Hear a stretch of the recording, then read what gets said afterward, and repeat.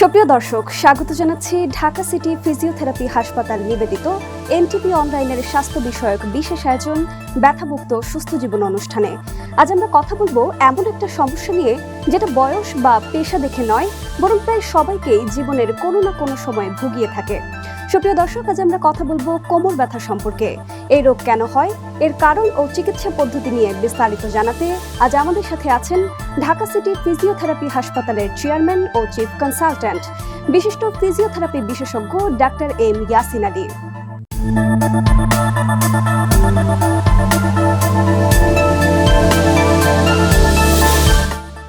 Sir, আপনাকে আমাদের অনুষ্ঠানে স্বাগত। আপনাকে ধন্যবাদ। স্যার, আপনি তো প্রতিনিয়ত কোমর ব্যথায় আক্রান্ত রোগীদের নিয়েও কাজ করে থাকেন। তো শুরুতেই আমরা যেটা জানতে চাইবো যে চিকিৎসা বিজ্ঞানের ভাষায় এই কোমর ব্যথা বলতে ঠিক কী বোঝায়, আর সাধারণ মাংসপেশির টান এবং গুরুতর সমস্যার মধ্যে যেই পার্থক্যটা, এটা মানুষ আসলে কিভাবে বুঝবে? অনেক ধন্যবাদ। আপনি যথার্থ বলেছেন শুরুতে যে জীবনে প্রত্যেকটা মানুষই কোনো না কোনো সময় কোমর ব্যথায় আক্রান্ত হয়। একটা গবেষণায় দেখা যাচ্ছে যে 85% মানুষ জীবনে কোমর ব্যথায় আক্রান্ত হয় কোনো না কোনো পর্যায়ে। তো এক্ষেত্রে আসলে নরমালি আমাদের কাজের ধরন বা আমাদের জীবনযাত্রা প্রণালীর সাথে এই কোমর ব্যথাটা জড়িত। আমরা যারা দীর্ঘক্ষণ বসে কাজ করি বা দীর্ঘক্ষণ দাঁড়িয়ে কাজ করি বা ড্রাইভিং করি, তাদের কোমর ব্যথা হওয়াটা খুব স্বাভাবিক এবং আমাদের দেশের প্রেক্ষাপটে স্পেশালি দেখা যায় যে ০.৫ ঘন্টা বা ৪০ মিনিট পরে আমাদের যে ব্রেক নেওয়ার কথা সেটা আমরা নিই না। যার ফলে এই যে প্রলং টাইম বসে থাকলাম, এর ফলে আমাদের কোমরের যে মাংসপেশি লিগামেন্টগুলা দুর্বল হয়ে যায় এবং সেটা থেকেই আমাদের এই পেইনের সূত্রপাত হয়।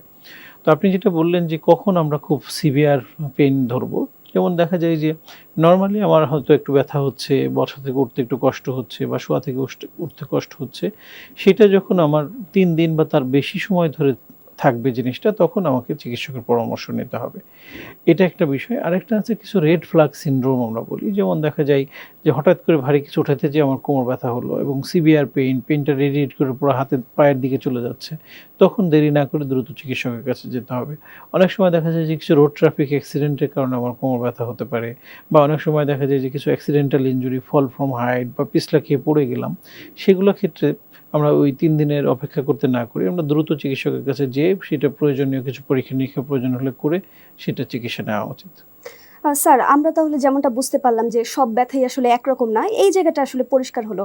স্যার, এই বাস্তবতা মাথায় রেখে যেটা জানতে চাইবো যে আমরা দেখতে পাই যে দিনে দিনে এই কোমর ব্যথার সমস্যাটা কিন্তু আসলে বেড়ে যাচ্ছে। এই যে কোমর ব্যথার সমস্যা বেড়ে যাচ্ছে, এটার কারণগুলো আসলে কি? এবং আমি যদি আরেকটু বলি স্যার, যে আমাদের বর্তমান যে লাইফস্টাইল, দেখা যাচ্ছে যে আমরা দীর্ঘ সময় বসে কাজ করছি, অনেক বেশি সময় ধরে মোবাইল ফোন ব্যবহার করছি, আসলে এইটার প্রভাব কতটা দায়ী? আপনি খুব সুন্দর করে বলেছেন। আসলে এই লাইফস্টাইলটাই আমাদের ব্যথার কারণটা বেড়ে যাওয়ার অন্যতম কারণ। যেমন আমরা দীর্ঘক্ষণ বসে কাজ করছি কিন্তু সেটা প্রপার ভঙ্গিতে বসছি না। যেভাবে একটু ব্যাক সাপোর্ট নিয়ে বসার কথা, বা আমাদের দেখা যায় ০.৫ ঘন্টা ৪০ মিনিট পরে ব্রেক নেওয়ার কথা, সেটা আমরা নিচ্ছি না। এটা একটা কারণ। ২ নম্বর কারণ হলো আমাদের যে জীবনযাত্রা প্রণালীতে এখন আমরা ফিজিক্যাল অ্যাক্টিভিটি কমে গেছে। আমরা হাঁটাচলা একেবারেই করি না। ঘরে বসেই সবকিছু পেয়ে যাই। স্যার, মানে আমরা যেমনটা বুঝতে পারলাম যে সব ব্যথাই আসলে একরকম না, এই জায়গাটা পরিষ্কার হলো।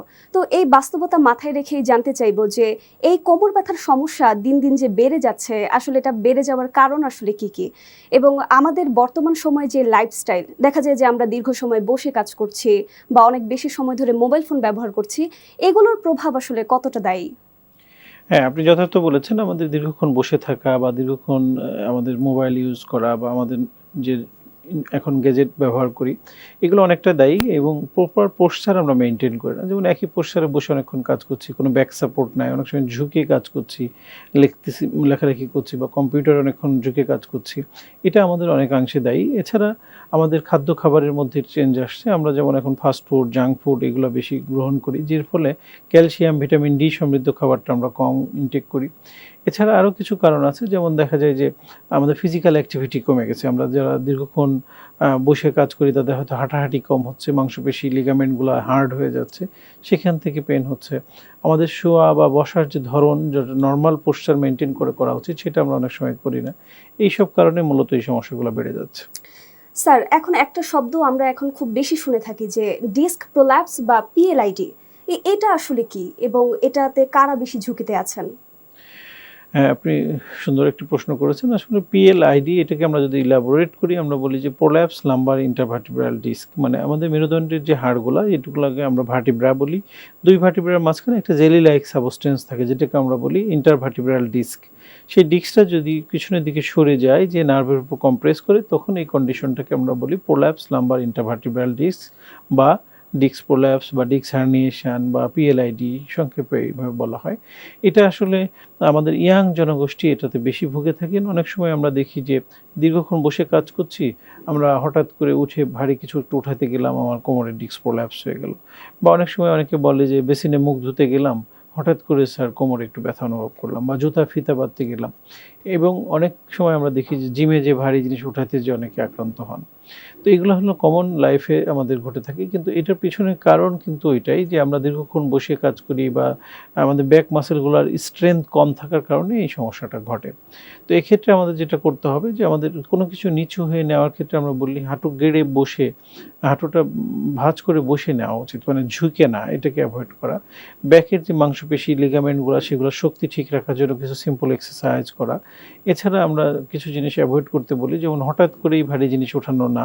যেমন আপনি দেখেন একটা লেবার শ্রেণীর মানুষ, সে কিন্তু ২ মণ পর্যন্ত উঠায় ফেলছে, তার সমস্যা হচ্ছে না। কিন্তু আমরা আধা মণ উঠাইতে গেলে আমাদের সমস্যা তৈরি হয়। কারণ আমরা ওই কাজে অভ্যস্ত না। সো আমাদেরকে ওইটা করতে গেলে আমাদেরকে ট্রেন আপ হতে হবে এবং আমাদের নিয়ম মেনে করতে হবে। স্যার, আপনি পিএলআইডি নিয়ে জানাচ্ছিলেন। তো অনেক সময় এরকম হয় যে ব্যথা কোমর থেকে পা পর্যন্ত ছড়িয়ে পড়ে বা হালকা ঝিনঝিনে ভাব অনুভব হয়। তো স্যার, এটার কারণ আসলে কি? আমরা কিন্তু সায়াটিকার ক্ষেত্রেও দেখে থাকি যে কোমর থেকে পা পর্যন্ত ব্যথা বা হালকা ঝিনঝিনে ভাব অনুভব হয়ে থাকে। তো এই ক্ষেত্রে আমরা এটাকেও সায়াটিকার লক্ষণ বলতে পারি কিনা? আপনি সঠিক বলেছেন। আমরা সাইটিকা তখনই বলি যখন সাইটিক নামে আমাদের একটা নার্ভ আছে, সেই নার্ভে যখন চাপ লাগে বা নার্ভটা ক্ষতিগ্রস্ত হয় বা কম্প্রেশন হয় তখন আমরা এটাকে সাইটিকা বলে থাকি।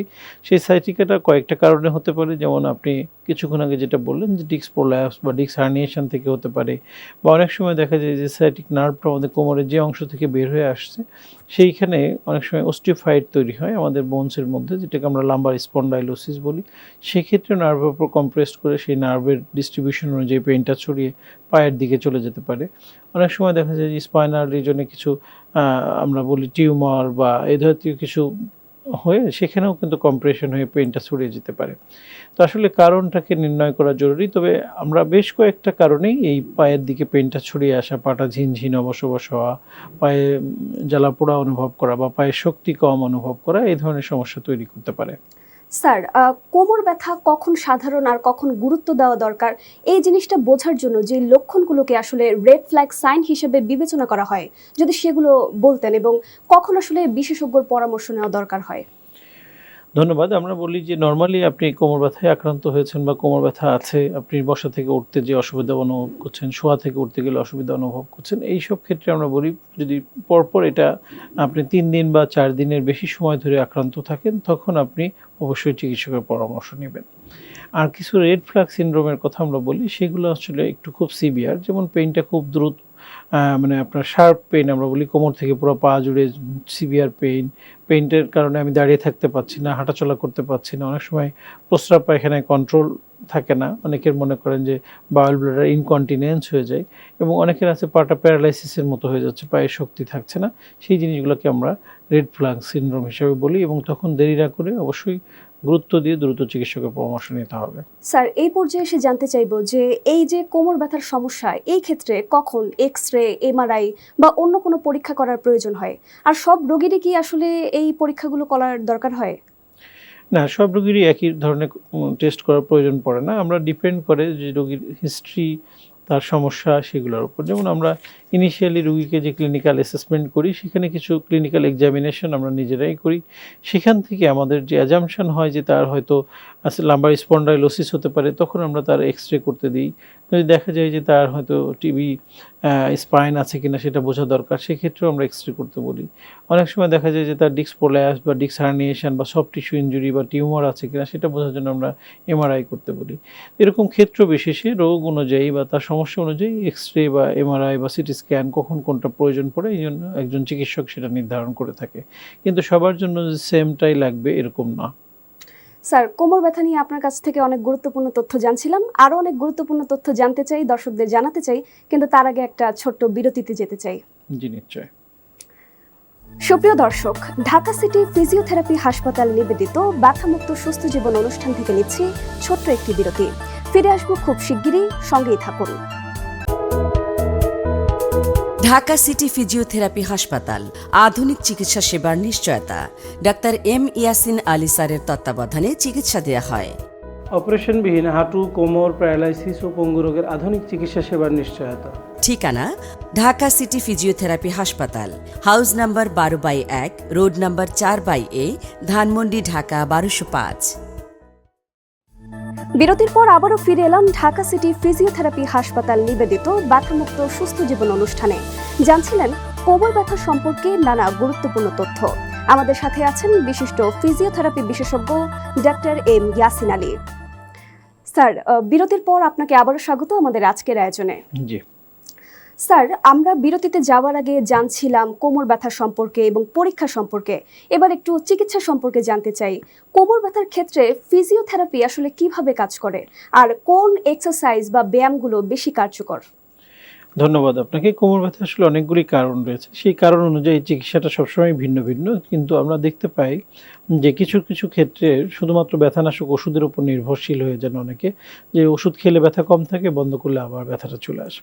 আসলে এই যে দীর্ঘমেয়াদী ব্যথানাশক ওষুধ তার লিভার, কিডনির মতো গুরুত্বপূর্ণ অঙ্গগুলোকেও বিকল করে দিতে পারে। এই জন্য ফিজিওথেরাপি ট্রিটমেন্টটা আসলে খুবই পার্শ্ব প্রতিক্রিয়াবিহীন একটা চিকিৎসা পদ্ধতি, যেটার মাধ্যমে আমরা ওই কারণটাকে রিমুভ করে ফেলতে পারি। যেমন ধরেন, আপনি বললেন যে ডিস্ক প্রোল্যাপস বা পিএলআইডি হয়েছে, তার কোমর থেকে পেইনটা পুরো পায়ের দিকে চলে যাচ্ছে, পাটা একেবারে ঝিনঝিন অবশ, কিছুক্ষণ দাঁড়িয়ে থাকলে আর দাঁড়িয়ে থাকতে পারেন না, বা কিছুক্ষণ হাঁটার পরে পাটা ভারী হয়ে আসে, রোগীদের এই ধরনের কমপ্লেন থাকে।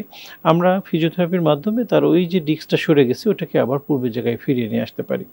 এবং এক্ষেত্রে আমরা এই রোগটাকে 3টা ভাগে ভাগ করি, যেমন তার প্রাথমিক, মধ্যম এবং খুব সিভিয়ার। প্রাথমিক এবং মধ্যম পর্যায়ে যদি হয়, আমরা বলি না যে ওষুধের প্রয়োজন নেই, অবশ্যই প্রয়োজন আছে, তবে ওষুধের পাশাপাশি ফিজিওথেরাপি, বিশ্রাম এবং কিছু নিয়মিত এক্সারসাইজ, এই কয়েকটা জিনিস যদি সমন্বিতভাবে করে তাহলে রোগী দ্রুত সুস্থ হয়ে যেতে পারে।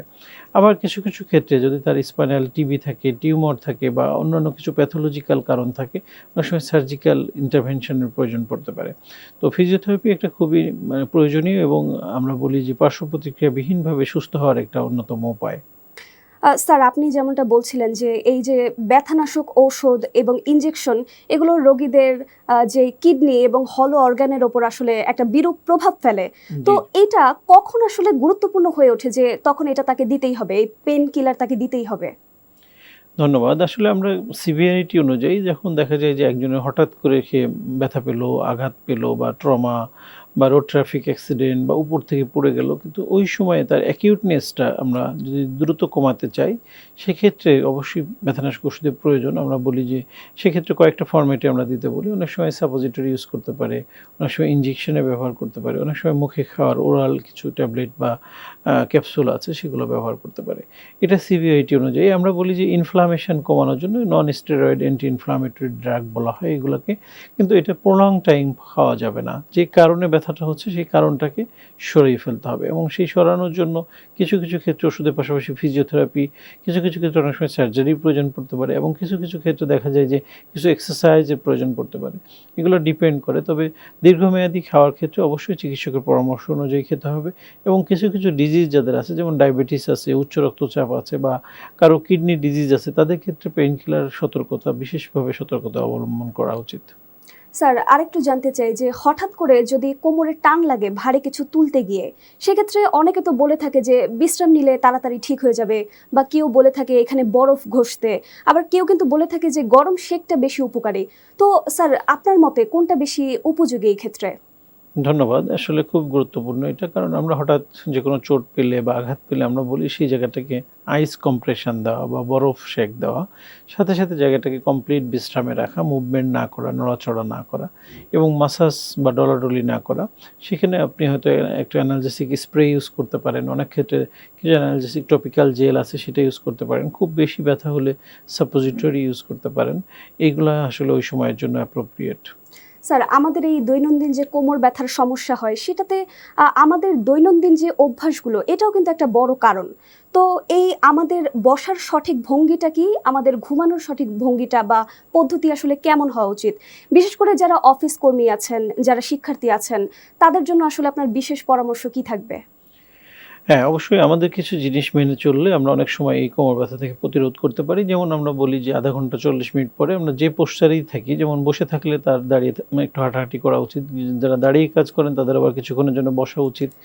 আর শোয়ার ক্ষেত্রে আমরা বলি যে একটু শক্ত বিছানায় ঘুমাতে হবে। শক্ত বলতে যে কাঠের বিছানা বা খুব ফ্লোরে ঘুমাতে হবে এরকম নয়। আমরা বলি একটা ম্যাট্রেসটা হবে ফার্ম ম্যাট্রেস এবং তার উপরে একটা পাতলা তোশক আমরা ইউজ করতে পারি। খুব ফোমের বিছানা বা খুব নরম বিছানা আমরা এভয়েড করতে বলি। এছাড়া খাবারের মধ্যে আমরা বলি ক্যালসিয়াম, ভিটামিন ডি জাতীয় খাবার খাদ্য তালিকায় রাখা এবং প্রতিদিন ০.৫ ঘন্টা ৪০ মিনিট ঘাম ঝরিয়ে হাঁটা, এক্সারসাইজ করা, বিশেষ করে সুইমিং যদি কেউ করতে পারে তার জন্য আমাদের ঘাড় এবং কোমর ব্যথা প্রতিরোধে একটা বিরাট ভূমিকা পালন করে। তো এই সবকিছু মেনে চলা, শরীরের ওজনটাকে নিয়ন্ত্রণে রাখা, সূর্যের আলোর উপস্থিতিতে যাওয়া, এই ওভারঅল একটা সুস্থ স্বাভাবিক মানুষ যদি এগুলো আমরা মেনে চলি তাহলে অনেকাংশেই কোমর ব্যথা আমরা প্রতিরোধ করতে পারবো। স্যার, কিছু কিছু ক্ষেত্রে এই কোমর ব্যথা তো আসলে আরো বেশি সংবেদনশীল।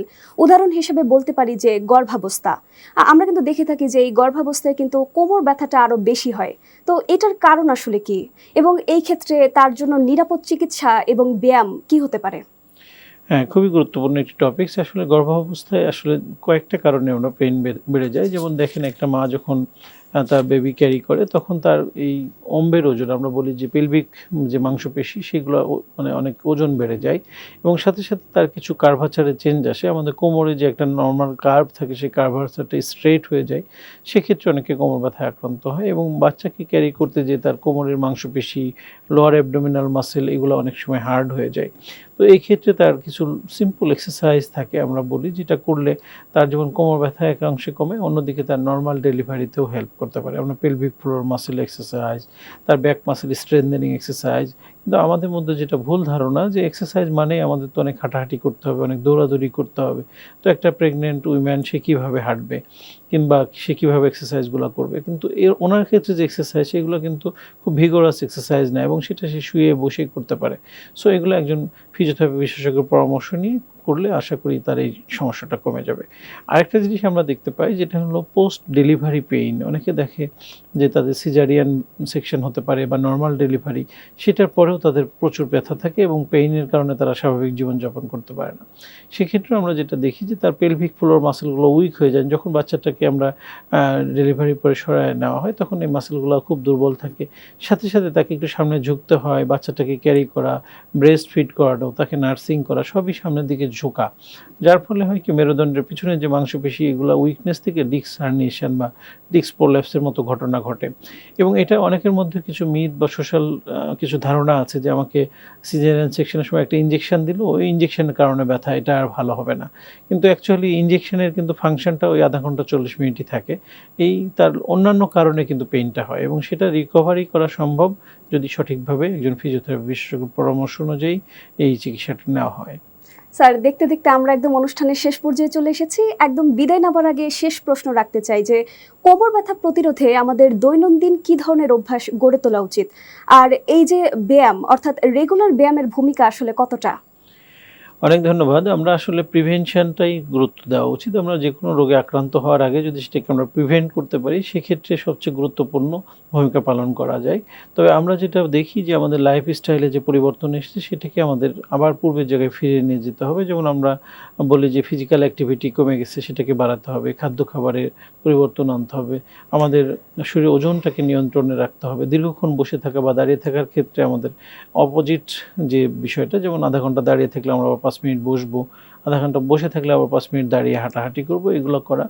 এর সাথে সাথে কিছু সিম্পল এক্সারসাইজ যেটা বললেন যে প্রতিটা সুস্থ স্বাভাবিক মানুষেরই করা উচিত, কিন্তু আমরা অনেক সময় ইগনোর করি বা অনেক সময় অবহেলা করি, এটা করা হয় না। যার ফলে আমরা আস্তে আস্তে অনেকগুলো ডিজিজের দিকেই আমাদেরকে ধাবিত হয়। শুধু কোমর ব্যথা, ঘাড় ব্যথা বা হাঁটু ব্যথা নয়, আমাদের ডায়াবেটিস, উচ্চ রক্তচাপ বা ডিসলিপিডেমিয়া, যেটা কোলেস্টেরলের পরিমাণটা বেড়ে যায়, এই ধরনের কোমরবিডিটির দিকে আমাদেরকে ধাক্কা দেয়। তো আমরা এই প্রত্যেকটা জিনিসই যদি একটু মেনে চলি তাহলে এই অনেকাংশে নিজেরাও সুস্থ থাকতে পারবো, সাথে সাথে এই রোগগুলো থেকে আমরা প্রতিরোধ করতে পারবো। স্যার, কোমর ব্যথা কি, কারণ ও প্রতিকার নিয়ে এত গুরুত্বপূর্ণ তথ্য ও পরামর্শ দেওয়ার জন্য আপনাকে ধন্যবাদ।